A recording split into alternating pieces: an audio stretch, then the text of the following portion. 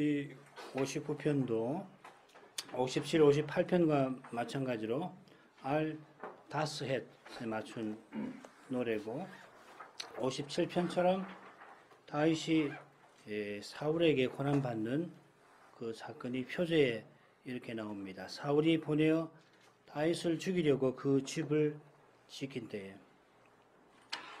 이 사건은 사울이 다윗을 시기해서 암살자들을 다윗의 집, 곧 자기 사위 집에 보내어서 그를 죽이려 한 것입니다.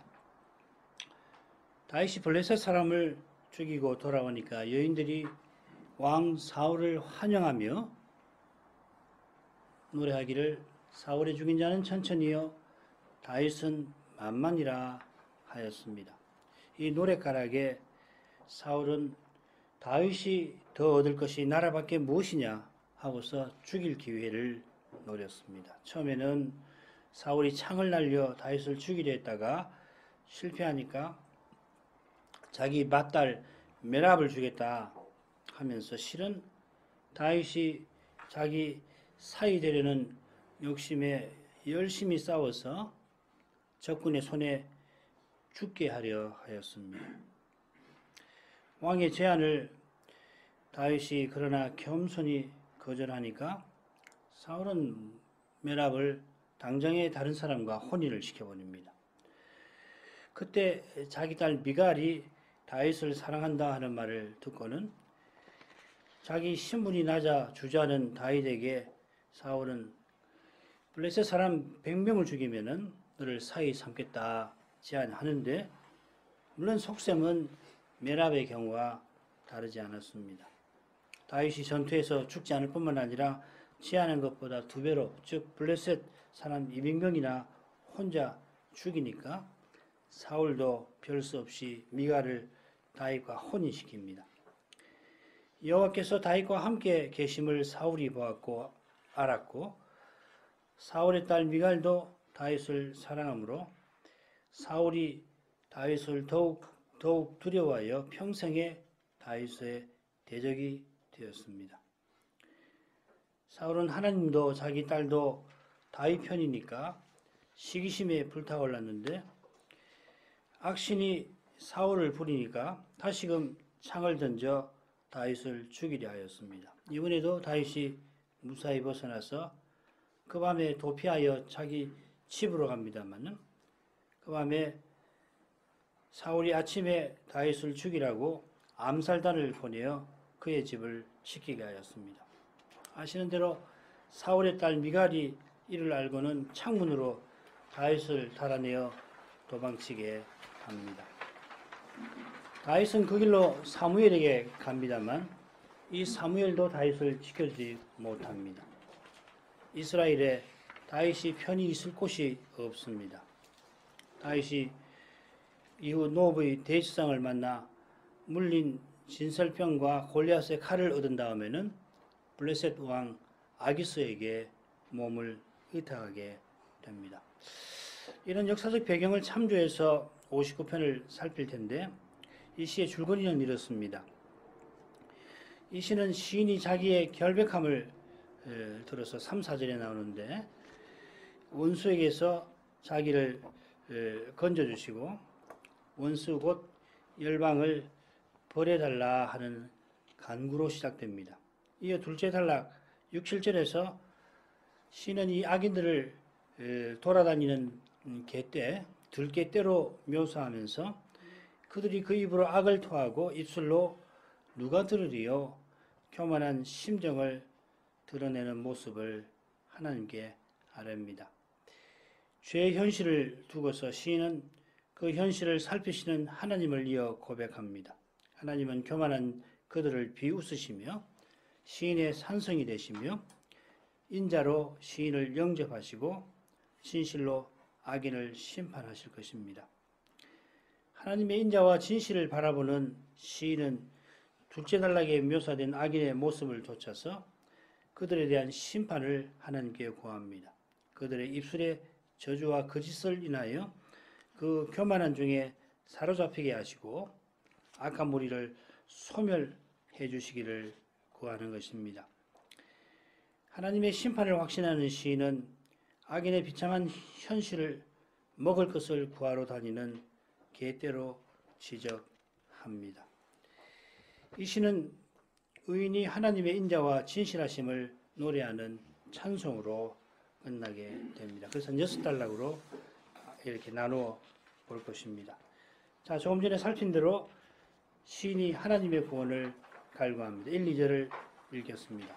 나의 하나님이여, 내 원수에게서 나를 건지시고 일어나 치려는 자에게서 나를 높이 드소서.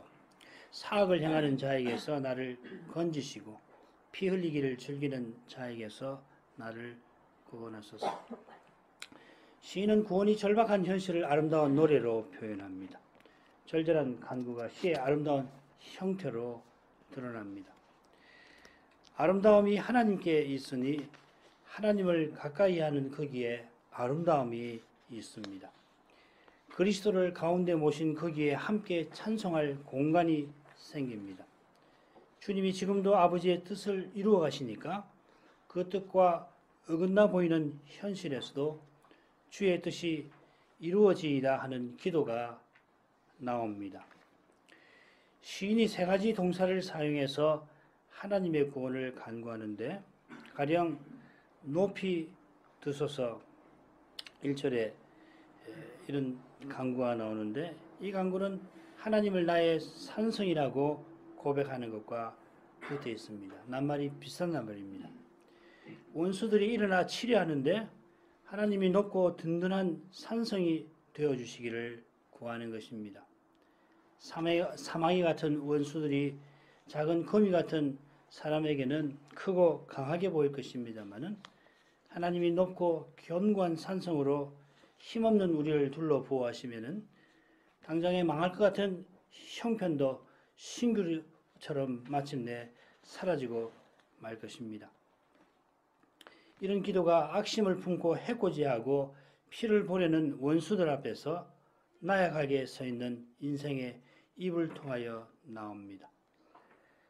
사망의 그림자가 짙게 드리운 현실에서 구원의 확신이 두려워하는 시인의 마음에서 나옵니다.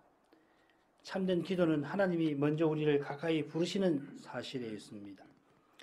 먼저 부르시는 하나님이 하나님의 이름을 부르게 하십니다. 참으로 주여 주여 하고 부르는 사람은 이미 하나님이 그의 주가 되어 주셨습니다. 아버지 하는 사람은 십자가로 나아가신 그리스도가 그의 안에 사십니다. 그분이 절망의 현실에서도 영광의 소망으로 그와 함께 계십니다. 오신 메시아를 바라는 시인의 믿음이 시인대로 구원을 바라게 합니다. 모든 참된 기도는 결국 다시 오실 주님을 바라는 그것입니다. 주님을 전부로 삼는 것입니다. 주님이 전부 되어 주시기를 구하는 것입니다. 3절, 4절 상반절, 저희가 나의 생명을 해하려고 엎드려 기다리고 강한 자가 모여 나를 치려하오니 여호와여, 이는 나의 범가를 인함이 아니요 나의 죄를 인함도 아니로소이다. 내가 허물이 없으나 저희가 달려와서 스스로 준비하오니. 3절은 시인이 하나님의 구원을 간구하는 이유를 담고 있습니다. 그 이유가 나의 범가를 인함도 나의 죄를 인함도 아니고 나의 허물도 없다 하는 데에서 분명히 나옵니다. 시인이 죄를 짓지 아니하였는데도 저희가 시인의 생명을 해치려 합니다.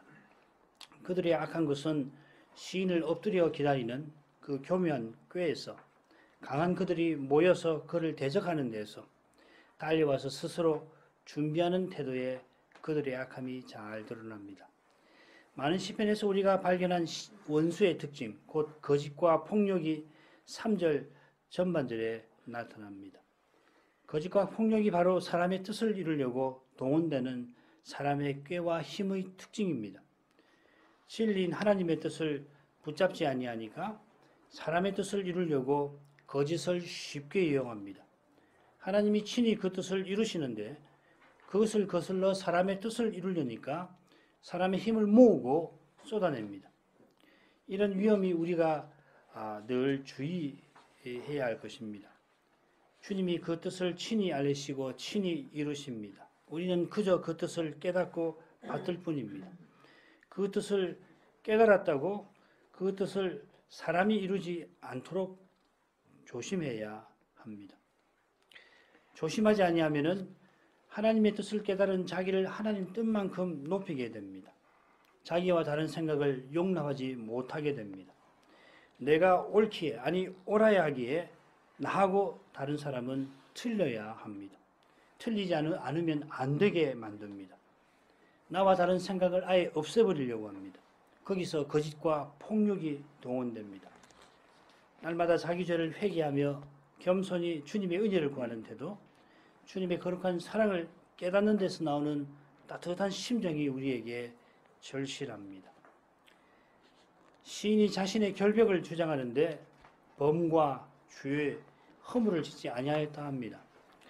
이 세 가지 죄는 대속죄일 규례와 붙어 있습니다.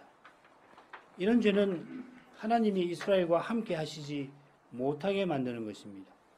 이스라엘이 매년 성막에 나가 하나님을 뵈려면은 반드시 이 세 가지 죄를 속죄일에 씻어야 합니다. 다윗을 죽이려고 그의 집을 지키게 한 이 사울이야말로 이런 무서운 죄를 범한 인물입니다. 그가 얼마 전이죠. 하나님이 가장 미워하시는 아말렉 왕 아각과 그의 양과 소의 가장 좋은 것은 진멸하지 아니하였습니다. 아말렉은 하나님이 잠시도 가나안에 그냥 두고 보실 수 없는 것, 하나님의 언약의 땅에 계시기 위하여서는 반드시 진멸해야 하는 족속입니다. 이 사건으로 사울은 하나님의 버림을 받아 자기 죄 가운데 허우적거리다가 마침내 기름 부음 받은 다윗을 죽이려고 하고, 다윗과 정반대지요. 하나님을 섬기는 노업의 제사장들을 몰살시켰습니다. 언약의 왕이라는 사람이 이런 두려운 처지에 떨어졌습니다. 이런 현실을 잘 아는 다윗이 자기의 결백을 주장하는 그 심정은 겸손히 하나님 은혜를 의지하는 거기에 있습니다. 자기도 죄인임을 고백하며 회개하는 사람이 죄를 이깁니다. 회개할 것 없는 의인이라 자랑하는 사람은 이미 죄에 매여 있습니다. 4절 하반절 5절 읽습니다. 주여 나를 도우시기 위하여 깨사 감찰하소서. 만군의 하나님 여호와 이스라엘의 하나님이여 일어나 열방을 멸하소서. 무릇 간사한 악인을 긍휼히 여기지 마소서. 원수들이 시인의 생명을 빼앗으려고 달려와 죽일 준비를 하는 그 형편에서 시인은 깨어 나를 도우시고 감찰하소서 간구합니다. 이는 하나님의 심판을 바라는 간구입니다. 하나님대로 깨소서 한 것은 원수가 시인을 죽일 준비를 다 마친 것과 붙어 있습니다. 만군의 하나님 여호와 이스라엘의 하나님, 이 친구는 다윗 언약에 딱 한 번 나옵니다. 이것 외에는 굉장히 긴 성어인데 재미있게도 흥미롭게도 다윗 언약에 나옵니다. 다윗이 하나님을 위하여 집을 지어드리겠다 하려니까 하나님이 다윗을 위하여 집을 세워주겠다. 내가 내 집을 세워주마 하셨습니다. 그 약속을 듣고 다윗은 하나님이 이 약속을 온전히 이루어 주십시오 기도하면서 이 성호를 씁니다. 그런 심정으로 지금 시인이 하나님의 심판을 구하는 것입니다. 시인은 열방을 벌해달라고 합니다. 표제에 등장하는 시인의 원수는 사울과 그의 신복들입니다. 분명히 언약 백성입니다마는 기름 부음 받은 다윗을 죽이려고 하는 것은 시편 2편에 나오는 열방이 하는 짓입니다. 열방이 이스라엘 밖에만 있는 게 아니라 안에도 있습니다. 세상이 교회 밖에만 있는 게 아닙니다. 그러나 내 교회를 세우리라 하신 주님은 음부의 권세가 이기지 못하는 교회를 위하여 교회 안에 들어온 세상을 반드시 멸하실 것입니다. 긍휼히 여기지 아니하실 것입니다. 이 긍휼이라는 말이 이 시 마지막에 나오는 것을 기억하십시오. 약속하신 구원을 위하여 거룩한 사랑에서 거룩한 심판을 행하십니다. 우리를 긍휼히 여기시기 위하여 긍휼히 여기지 아니하십니다. 6, 7절 저희가 저물게 돌아와서 개처럼 울며 성으로 두루다니고 그 입으로 악을 토하며 그 입술에는 칼이 있어 이러기를 누가 들으리요 하나이다. 6절과 똑같은 표현이 14절에 나옵니다. 우리말은 번역이 좀 다르게 되어 있지만 같게 해야 합니다. 14절에서 묘사하는 악인의 형편이 여기 형편과는 조금 같으면서 다릅니다. 이 악인이 들개 이미지로 등장하는데 들에 있다가 성을 주위를 밤이 되면 돌아다니죠.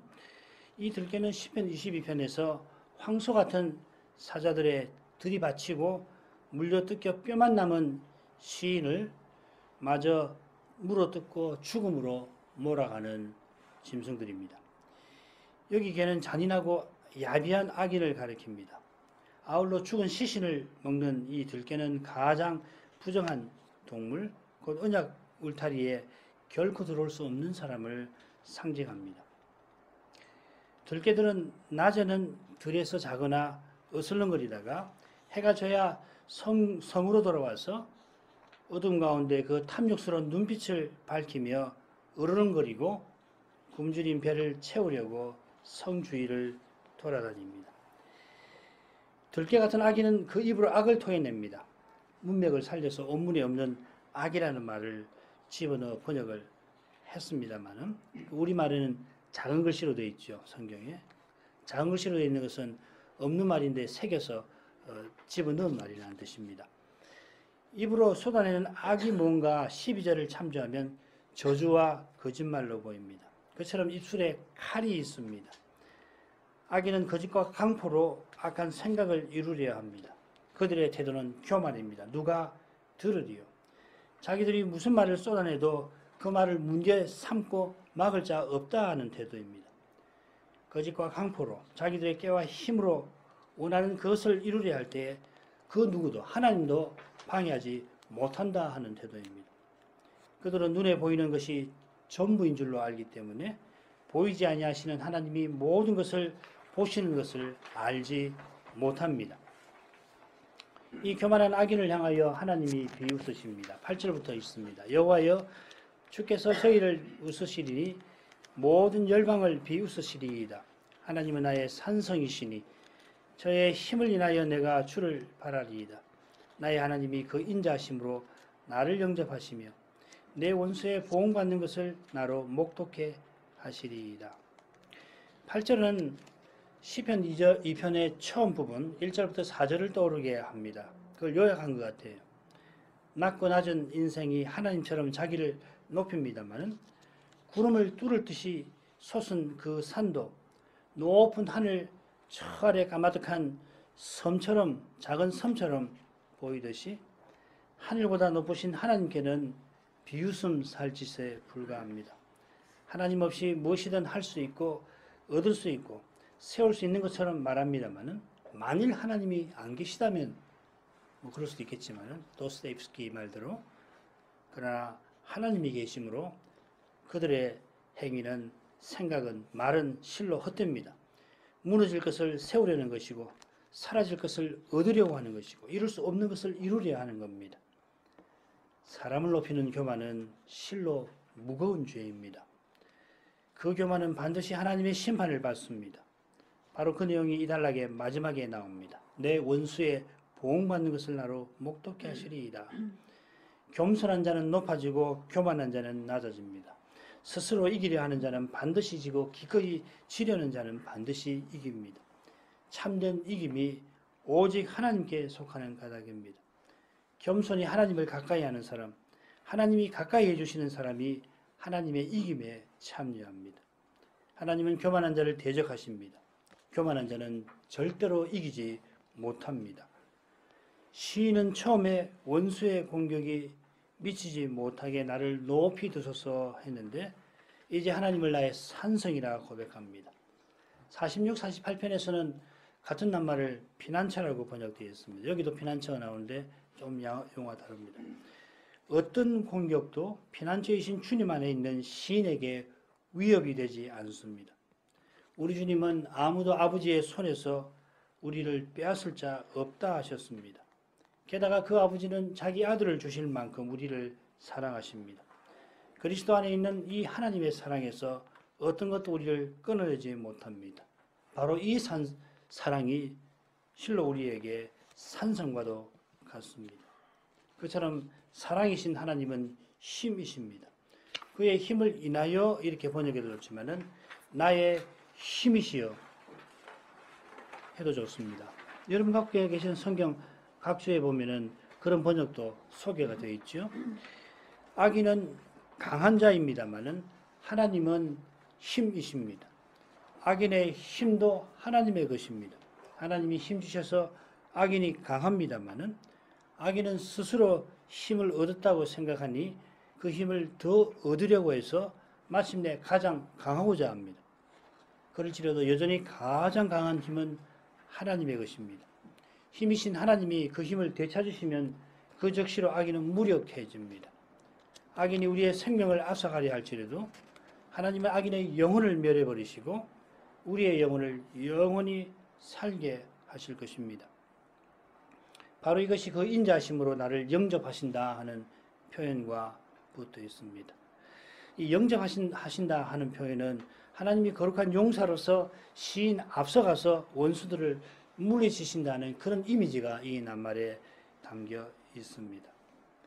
당장에는 참된 믿음이 세상과 마귀와 육신에게 고난받습니다만은 그래서 믿음을 지키기 위하여 심지어 순교당하는 일도 있습니다만은 그 순교를 통하여 우리의 고난을 통하여서 하나님은 거룩한 전쟁을 승리로 이기십니다. 목숨 잃고 얻어맞고 오해받고 미움당하는 신자를 통해서 승리를 거두십니다. 그분의 사랑이 우리를 영원한 구원으로 이끄십니다. 11절부터 13절까지 읽습니다. 저희를 죽이지 마옵소서. 나의 백성이 잊을까 하나이다. 우리 방패이신 대신 주여 주의 능력으로 저희를 흩으시고 낮추소서. 저희 입술의 말은 곧 그 입의 죄라. 저희의 저주와 거짓말을 인하여 저희로 그 교만한 중에 사로잡히게 하소서. 진노하심으로 소멸하시되 없기까지 소멸하사 하나님이 야곱 중에 다스리심을 땅 끝까지 알게 하소서. 11절의 첫 번째 간구, 저희를 죽이지 마소서. 13절의 간구, 소멸하소서. 얼른 읽으면 서로 맞지 않은 것 같습니다만은 간구하는 그 시인의 그 심정이 이어 나오는데 그걸 보면 그렇지 않습니다. 죽이지 마옵소서 할 때 심정이나 소멸하옵소서 할 때 심정은 똑같이 나의 백성 야곱의 유익에 있습니다. 이런 점을 고려하면은 저희를 즉시 죽이지 마옵소서 이렇게 새기는 것이 옳을 겁니다. 그런데 즉시라는 말 하나 넣는 것이 좋습니다. 뭐 안 넣더라도 되지만은 시인이 마주한 현실이 곧 자기 생명을 억울하게 잃을 그런 형편입니다만은 그러니까 하루하루가 순간순간이 견디기 힘듭니다만은 나의 백성이 죄의 현실이 얼마나 심각하고 거기서 건져주시는 은혜가 얼마나 감사한지 잊어버릴까 염려합니다. 사람이 얼마나 감사한지 시인은 잘 압니다. 자기 백성도 원수와 다름없이 스스로는 죄인입니다.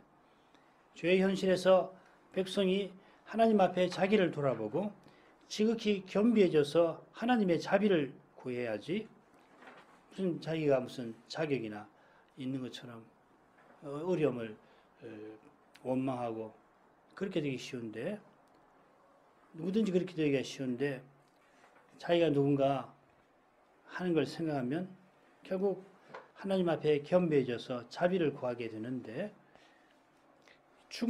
그래야만 죽음 같은 현실에서 벗어나는 길이 오직 하나님 은혜에 있음을 깨닫고 하나님만 전심으로 의지해지게 되고 그래야만 하나님이 야곱 중에 다스리시는 복된 현실이 드러날 것입니다. 우리가 하나님만 의지하고 하나님만 자랑하라고 우리에게 시련을 주십니다. 시련을 통하여 얼마나 우리가 연약한지 알고 구원이 하나님께만 있음을 철저히 깨닫게 하십니다. 우리가 구원받을 자격이나 능력이 조금도 없음을 고백하도록 만드십니다. 한낱 인생인 시인이 자기 백성을 위하는 그 심정에 비할 수 없는 사랑이 하나님께 있습니다. 그 사랑을 잘 아는 시인은 하나님의 심정을 본받아서 하나님께서 원수를 철저히 심판해 달라고 이어서 구합니다. 여기 두 번째 흩으시고 낮추소서 한 것은 원수들이 덧없이 떠돌다가 마침내 음부에 떨어지기를 구하는 것입니다. 원수가 지금 들개들처럼 떼지어 돌아다니면서 시인을 죽이려 합니다마는 주의 능력은 정처 없이 떠도는 들개들처럼 능히 만드십니다. 그처럼 우리 방패이신 하나님이 시인의 생명을 노리는 원수를 음부에 떨어지게 하셔서 생명을 빼앗으려고 하는 그 자들을 생명을 빼앗아 음부에 떨어지게 하셔서 시인을 구원하시고 시인이 염려하는 나의 백성, 언약 백성도 능히 보호하십니다. 원수의 철저한 심판을 구하는 핵심적인 이유가 12절에 나옵니다. 교만입니다. 그 입의 죄, 곧 그 입술의 말들을 인하여 그들을 그 교만 중에 사로잡히게 하소서. 그들이 말하는 저주와 거짓말을 인하여. 오문을 살려서 번역하면 이렇게 됩니다. 7절에 그들이 누가 들으리요? 7절에 누가 들으리요?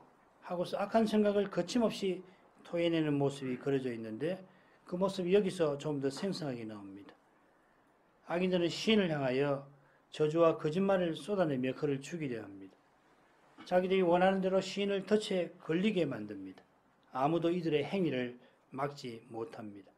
그러나 그들의 그 교만이 그들의 덫이 될 것입니다. 교만한 마음을 높일수록 추락하는 일밖에 없습니다. 하나님을 향하여 감히 교만한 말을 토할 만큼 이미 자기 세상을 만들었다, 우리 세상이다, 우리 뜻대로 이루어진다고 자랑합니다마는 바로 그 자랑을 하나님이 부끄럽게 만드실 겁니다. 사울이 다윗을 죽이고 권력을 세습하려 했습니다마는 그러나 자기도 비참하게 죽고 이미 다윗에게 왕위를 넘기려고 할 만큼 훌륭하던 그 아들 요나단도 죽게 만들었습니다. 이런 불행한 일이 다시는 생기지 않기를 바라서 시인은 하나님이 진노하심으로 악인들을 소멸하시기를 구합니다. 그들의 저주와 거짓말로 얼마나 많은 피가 흘렀고 또 흐를 것입니까? 그들을 그냥 두면 하나님이 야곱 중에 다스리는 일이 있지 못합니다. 언약은 무너지고 구원은 사라집니다. 하나님을 멸시하는 교만은 소멸되어야 합니다. 사람 저주하는 일은 없어져야 합니다. 거짓이 지금 너무도 많습니다만은 마침내는 사라져야 합니다. 남의 거짓은 물론이고 나의 거짓도 마찬가지입니다. 남의 교만처럼 나의 교만도 소멸되어야 합니다. 그런 심정에서 시인이 하나님의 철저한 심판을 구하는 것입니다. 14, 15절로 갑니다. 저희로 저물게 돌아와서 개처럼 울며 성으로 두루다니게 하소서. 저희는 식물을 위하여 유리하다가 배부름을 얻지 못하면 밤을 새우려니와. 6절 살필 때 이 부분 말씀드렸습니다. 우선 14절은 6절과 똑같이 번역해야 합니다. 다른 점이 하나 있다면 14절 앞에는 그러니 하는 표현이 하나 있습니다. 그러니 저희가 저물게 돌아와서 개처럼 울며 성으로 두루 다닐 것입니다. 그들은 잔인하고 야비하고 부정합니다. 하나님을 가까이하고 하나님을 본받는 나라에 속할 수가 없습니다. 그들이 당장에는 교만한 말을 내뱉고 악한 생각을 이루려 합니다마는 밤새 성주의를 배회하며 먹을 걸 구하고 혹 먹을 것을 충분히 얻지 못할 경우에 밤을 새우며 어른거리는 들개들에 불과합니다. 겉으로는 권력을 차지하고 제 욕심대로 행합니다마는 하나님께는 사람 사는 성중에 드릴 수 없는 짐승에 불과합니다. 그들의 욕심은 결코 채워지지 아니하고 그들은 욕심의 노예와 같이 살아갑니다. 그러나 시인은 죽음과 같은 현실에서도 하나님을 찬송하며 하나님 안에서 안식합니다. 16, 17절 나는 주의 힘을 노래하며 아침에 주의 인자하심을 높이 부르오리니 주는 나의 산성이시며 나의 환난날의 피난처심이니이다. 나의 힘이시여 내가 주께 찬송하오리니 하나님은 나의 산성이시며 나를 긍휼히 여기시는 하나님이심이니이다. 이미 앞에서 살핀 내용들을 다시 살피지 않겠습니다. 중요한 점은 원수들이 들깨처럼 떼지어 시인을 죽이려 하는 현실이 여전합니다만 그런 현실에서 시인이 하나님을 나의 힘, 나의 산성, 나의 피난처로 고백하는 이 사실입니다. 여전히 죽음의 두려움에 시달리는 시인의 마음에 찬송이 나오는 이유가 뭡니까? 그 이유는 오직 하나님의 인자심과 나를 긍휼히 여기심에 있습니다. 아침마다 동력히 밝아오는 거기서 하나님의 언약을 오늘도 이루고 계심을 깨닫습니다. 눈앞의 현실은 약속과 너무도 어긋나 보입니다만은 그 현실에도 불구하고 그 현실을 통하여 하나님이 약속을 이루십니다. 그 현실이 하나님의 손 안에 있습니다. 그래서 그 현실이 있는 거예요. 눈앞에서는 너무도 말씀이 어긋나서 세상에 이럴 수가 있나 싶어도 그러한 현실이 가능한 것도 하나님이 그 현실을 손 안에 쥐고 계셔서 그런 것입니다. 아침에 해가 떠오르는 거예요. 새롭게. 하나님 언약을 지키시니까 이런 일이 있는 겁니다. 그 하나님을 보아야 합니다. 그 손이 나를 붙드셔서 기도하게 하십니다. 괴로워하게 하십니다.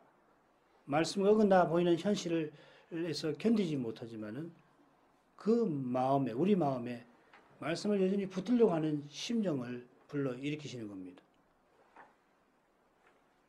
말씀대로 살려고 하는 마음을 주셨으니까 이런 현실에 못 견디는 거예요. 말씀을 사모하는 마음 안 주셨으면 이 현실에 타협해버리고 누구와 마찬가지로 누구보다도 그런 현실을 통해서 이익을 얻으려고 할 거 아닙니까? 주님이 나를 붙드십니다. 나를 붙드시는 그 손이 나의 장래, 언약의 미래를 붙잡고 계십니다. 그런 주님이 나를 긍휼히 여기십니다. 그분의 사랑이 주님의 긍휼을 구하는 나를 누구에게도 무엇에게도 빼앗기지 않으실 것입니다. 끝까지 주님 가까이 이끌어 주시고 영원히 주님 곁에 있게 하실 것입니다. 기도하겠습니다.